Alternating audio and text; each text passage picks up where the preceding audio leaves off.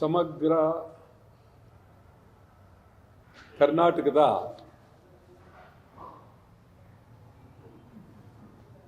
ಅನೇಕ ಬೇಡಿಕೆಗಳು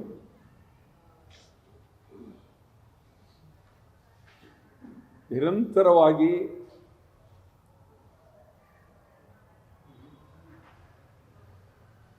ಹಿಂದೆ ಬಿದ್ದಿವೆ. ಬೇಡಿಕೆಗಳು ಶಾಸನ ಸಭೆಯಲ್ಲಿ ಸಮಗ್ರ ಕನ್ನಡದ ಬೆಳವಣಿಗೆ ಬಗ್ಗೆ, ಕನ್ನಡಿಗರ ಬಗ್ಗೆ, ಗಡಿನಾಡಿನ ಬಗ್ಗೆ, ಹೊರನಾಡಿನ ಬಗ್ಗೆ ಪ್ರಾಮಾಣಿಕವಾದಂಥ ಚಿಂತನೆ ಆಗ್ತಾ ಇಲ್ಲ. ಲೋಕಸಭೆಯಲ್ಲಿ ನಮ್ಮವರು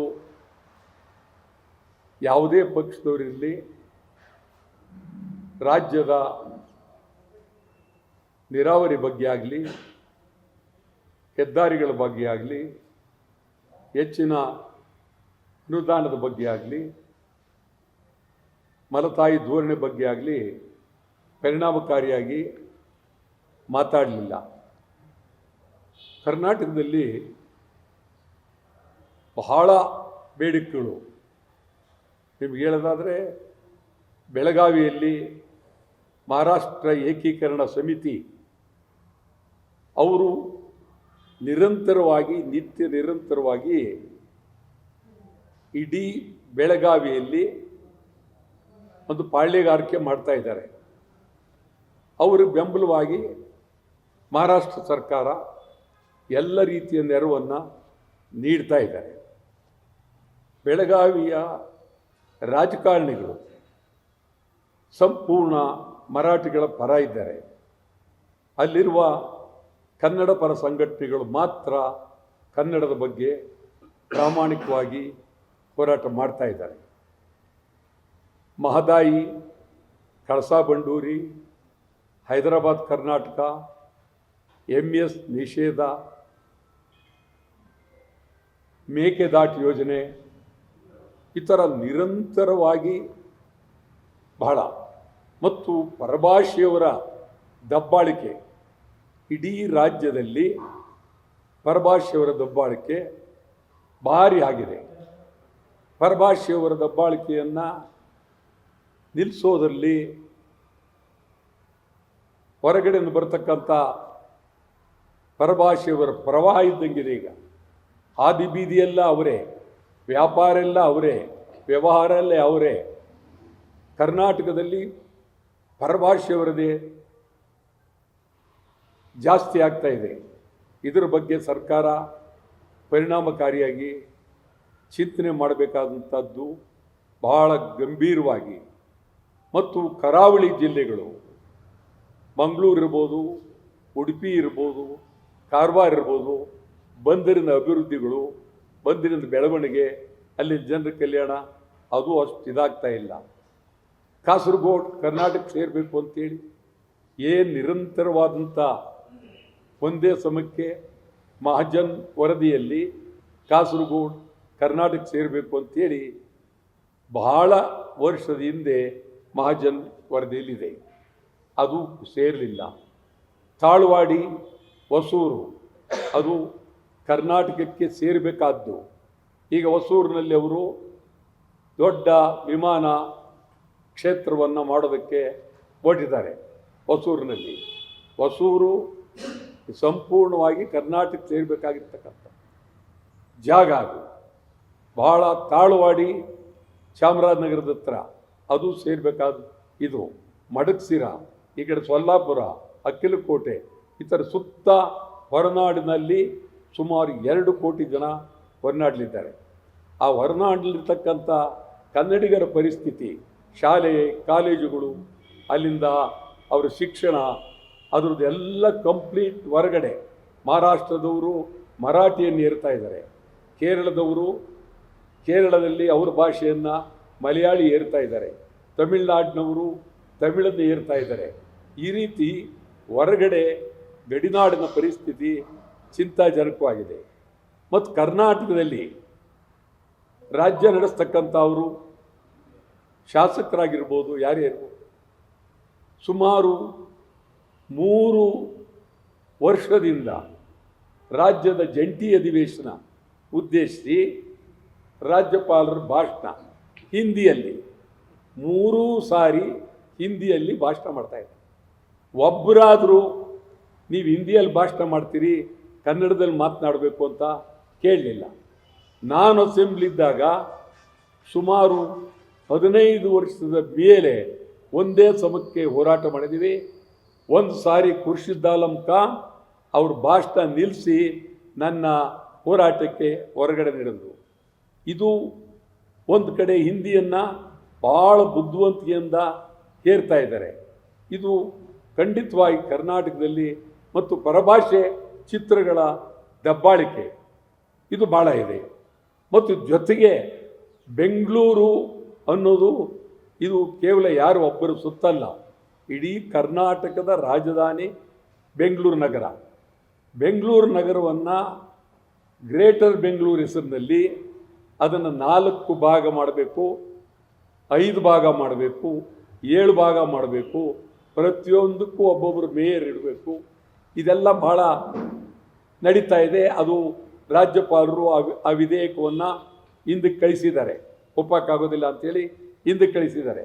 ಆ ರೀತಿ ಒಪ್ಪಿಗೆ ಆದರೆ ಸುಮಾರು ಪ್ರತಿ ಮೇಯರು ಒಂದೊಂದು ಭಾಷೆಯವರು ಬರ್ತಾರೆ. ಇಲ್ಲಿ ತೆಲುಗರು ಒಂದು ಕಡೆ, ಮಲಯಾಳಿಗಳು ಒಂದು ಕಡೆ, ಮಾರ್ವಾಡಿ ಈ ಥರ ಬರ್ತಾರೆ. ಬೆಂಗಳೂರಿನಲ್ಲಿ ಕೆಂಪೇಗೌಡರ ಒಂದು ಉದ್ದೇಶ ಏನಿದೆ ಅದಕ್ಕೆ ಭಂಗ ಆಗುತ್ತೆ. ಈ ಥರ ಅನೇಕ ವಿಚಾರಗಳಲ್ಲಿ ಮತ್ತು ಕನ್ನಡಿಗರ ಉದ್ಯೋಗ ನಿಮ್ಗೆ ಹೇಳ್ತೀನಿ, ಇವತ್ತು ಇಡೀ ರಾಜ್ಯದಲ್ಲಿ ಕನ್ನಡಿಗರಿಗೆ ಉದ್ಯೋಗ ಕಣ್ಣೀರಿನ ಕತೆ.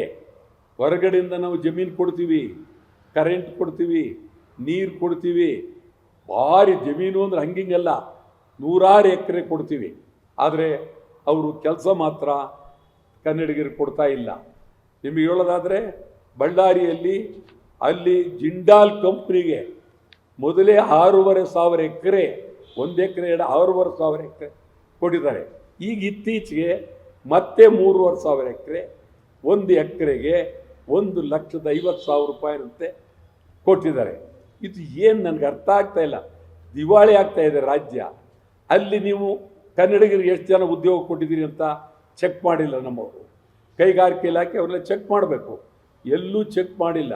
IT-BT ಅವ್ರ ದರ್ಬಾರ್, ಅವ್ರ ಪಾಳ್ಯಗಾರರು. IT-BTಯನ್ನು ನಾವೇನು ಮಾತಾಡೋಂಗಿಲ್ಲ. ಅವ್ರು ಹೇಳಿದ್ದೆ, ಅವ್ರು ಕೊಟ್ಟದ್ದೇ ನಾವು ಸುಕ್ಕ ಕೊಡ್ತೀವಿ ಸರ್ಕಾರಕ್ಕೆ, ನೀವು ಅದೆಲ್ಲ ಮಾತಾಡಬಾರ್ದು, ಕನ್ನಡಿಗರ ಉದ್ಯೋಗ ಮಾತಾಡಬಾರ್ದು, ಇನ್ನೊಂದು ಇದು ಅವ್ರದ್ದು. ಇದೆಲ್ಲವೂ ಸಮಗ್ರವಾದಂಥ ಬೇಡಿಕೆಗಳು. ಈ ಬೇಡಿಕೆಗಳ ಬಗ್ಗೆ ನಾವು ನಿರಂತರವಾಗಿ ಈಗಾಗಲೇ ಒಂದು ಕರ್ನಾಟಕ ಬಂದ್ ಮಾಡೋ ಮೂಲಕ ಇಡೀ ರಾಜ್ಯ, ದೇಶ, ಪ್ರಪಂಚದ ಗಮನ ಸೆಳೆಯೋದಕ್ಕೆ ಬಂದ್ ಅದ್ಭುತವಾಗಿ ಆಯಿತು. ಈ ಬಂದು ಆಗುವ ಒಂದು ವಿಶೇಷ, ಎಲ್ಲ ಕಡೆ ಬಂದು ಭಾಳ ಶಕ್ತಿಯುತವಾಗಿ ಬಂದಾಯಿತು. ಬಸ್ ಹತ್ತೋಕ್ಕೆ ಜನ ಇಲ್ಲ, ಬಸ್ ಸ್ಟ್ಯಾಂಡ್ಗಳಲ್ಲಿ ಜನ ಇಲ್ಲ, ಹೋಟ್ಲ್ ತಿಂಡಿ ತಿನ್ನೋರಿಲ್ಲ. ಇದೆಲ್ಲ ಭಾಳ ಅದ್ಭುತವಾಗಿ ಸಂಪೂರ್ಣವಾಗಿ ಆಗಿದೆ. ಇದು ನಾನು ಏನು ಹೇಳ್ತೀನಿ ಅಂತಂದರೆ, ಇದಕ್ಕಾಗಿ ಮತ್ತೊಂದು ಚಳುವಳಿ 26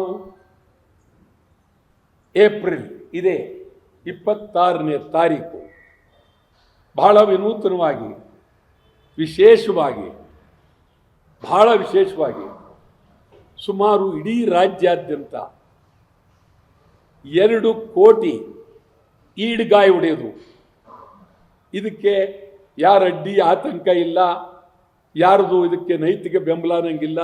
ನೇರವಾಗಿ ಮನೆಯಲ್ಲೇ ಹೊಡಿಬೋದು, ಹೋಟ್ಲಲ್ಲಿ ಹೊಡಿಬೋದು, ದೇವಸ್ಥಾನದಲ್ಲಿ ಹೊಡಿಬೋದು, ಮಸೀದಿಲಿ ಹೊಡಿಬೋದು, ರಸ್ತೆಯಲ್ಲಿ ಹೊಡಿಬೋದು, ಎಲ್ಲಿ ಅಂದ್ರಲ್ಲಿ ಕಾಯಿ ಹೊಡೆಯೋ ಚಳುವಳಿ, ಈಡ್ಗಾಯಿ ಹೊಡೆಯೋ ಚಳುವಳಿ 26ನೇ ತಾರೀಕು. ನಮ್ಮ ಇದು ಕನಿಷ್ಠ 2 ಕೋಟಿ ಈಡ್ಗಾಯನ್ನು ಹೊಡಿಬೇಕು ಅನ್ನೋದು ಒಂದು ಉದ್ದೇಶ ಇದೆ.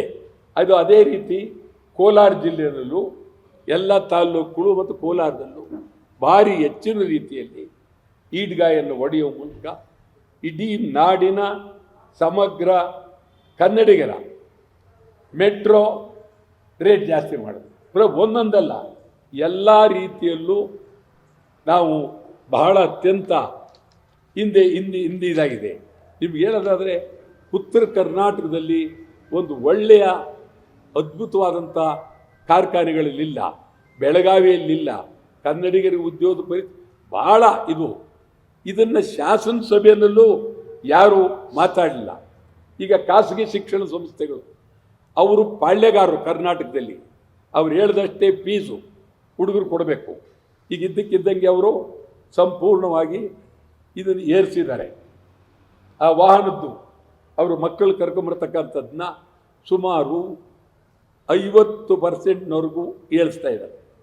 ಮತ್ತು ಈ ಕಡೆ ಹಾಲಿನ ದರ ಏರಿಕೆ, ಈ ಕಡೆ ಬಸ್ ದರ ಏರಿಕೆ, ಕುಡಿಯೋ ನೀರು ದರ ಏರಿಕೆ, ನಿರಂತರವಾಗಿ ಇದು ವಿದ್ಯುತ್ ಶಕ್ತಿ ಎಲ್ಲ ಏರಿಕೆ ಆಗಿದೆ. ಇದು ಬಹಳ ಅತ್ಯಂತ ಗಂಭೀರವಾದಂಥ ಪರಿಸ್ಥಿತಿ. ಜನರ ಮೇಲೆ ಈ ರೀತಿ ಹೊರೆಯನ್ನು ಹಾಕಿದರೆ ಗತಿಯನ್ನು ಯೋಚನೆ ಮಾಡಬೇಕು. ಯೋಚನೆ ಮಾಡಬೇಕಾದ್ದು. ಯೋಚನೆ ಮಾಡದೇ ಇದ್ದರೆ ಕಷ್ಟ ಆಗುತ್ತೆ.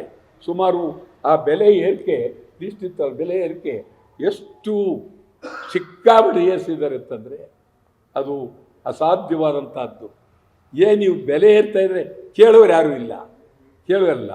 ಮತ್ತೀಗ ವಿಮಾನ ನಿಲ್ದಾಣಗಳು ಮಾಡಕ್ಕೆ ಕೊಟ್ಟಿದ್ದಾರೆ, ಹೊಸ ವಿಮಾನ ನಿಲ್ದಾಣಗಳು.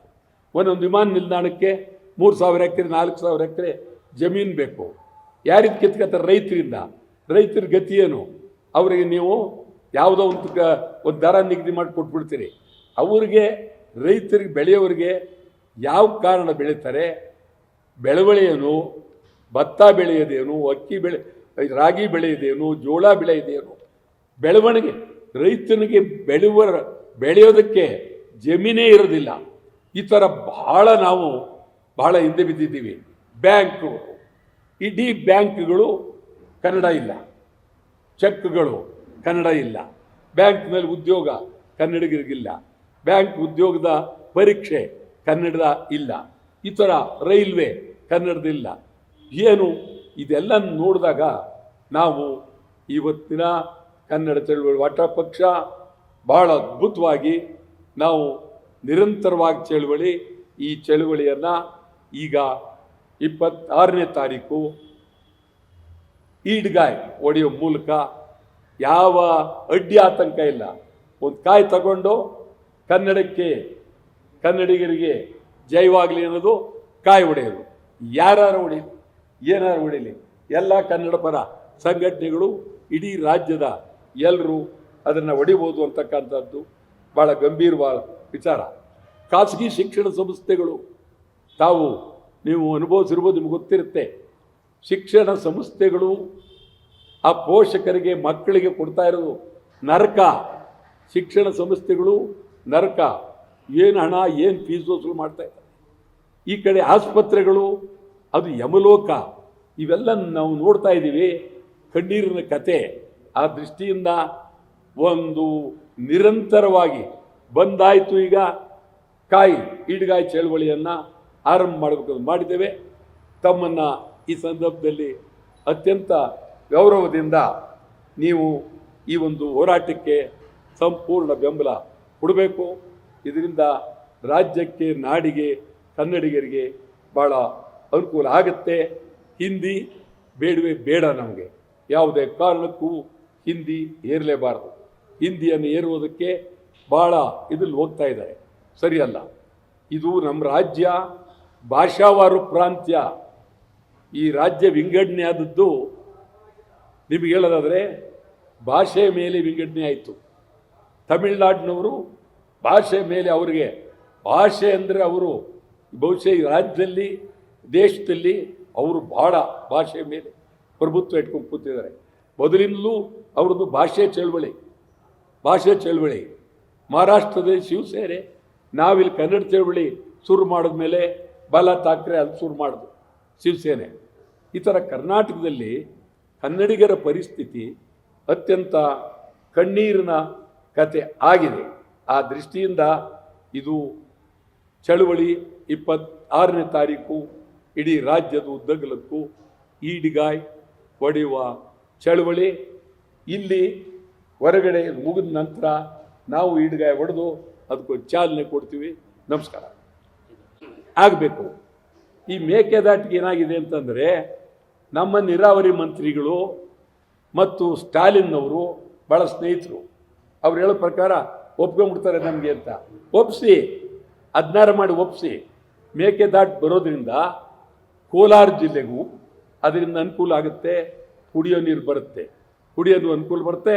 ಜೊತೆಗೆ ಮೇಕೆದಾಟಿನ ವಿದ್ಯುತ್ ಶಕ್ತಿ ತಯಾರಾಗುತ್ತೆ. ಅಲ್ಲಿ ಭಾಳ ಇದು ಮಹದಾಯಿ ಕಳಸಾ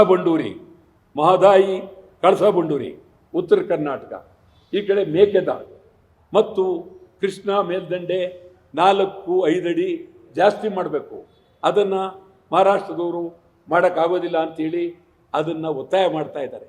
ಮತ್ತು ಕರ್ನಾಟಕದಲ್ಲಿ ಪರಭಾಷಾ ಚಿತ್ರಗಳದ್ದೇ ಹಾವಳಿ.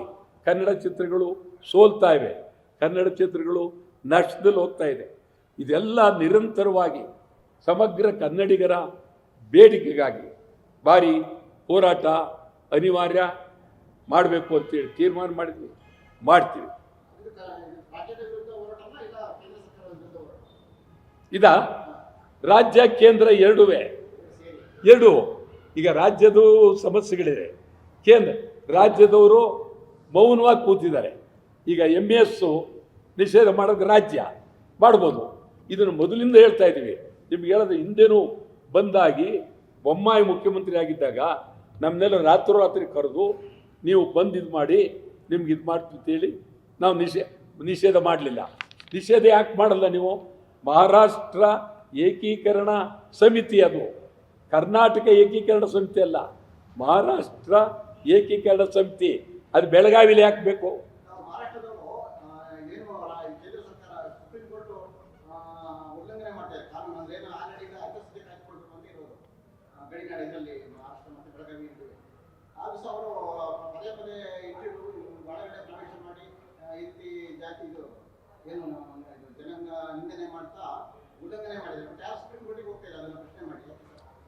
ಇದು ಹಿಂದೆ ಹೌದೌದು, ಹಿಂದೆ ನಿಮ್ಗೆ ಹೇಳ್ತೀನಿ,